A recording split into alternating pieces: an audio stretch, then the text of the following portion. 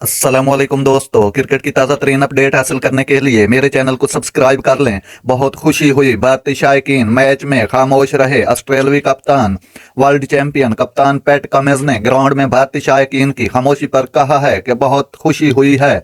शायकीन match में खामोश रहे। आईसीसी क्रिकेट वर्ल्ड कप के फाइनल में ऑस्ट्रेलिया ने इवेंट में अब तक की नाकाबिले शिकस्त टीम भारत को चारों शाने चित कर दिया है, जिस पर नरेंद्र मोदी स्टेडियम में मौजूद शायकीन को सांप सूंघ गया। इस रवैये से लुत्फ अंदोज होते हुए कैंगरो कप्तान ने खुशी का इजहार किया है।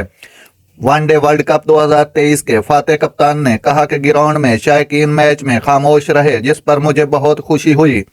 ऑस्ट्रेलियावी कप्तान पैट कमिंस ने कहा, फाइनल मैच की पिच थोड़ी स्लो थी। फाइनल में हमारी टीम की फील्डिंग बहुत शानदार रही। ट्रेविस हेड ने वही किया जो करते हैं, वो बहादुरी से खेले। नाज़रीन, ऐसी अच्छी अच्छी खबरें सुनने के लिए मेरे चैनल को सब्सक्राइब कर लें। अल्लाह हाफिज।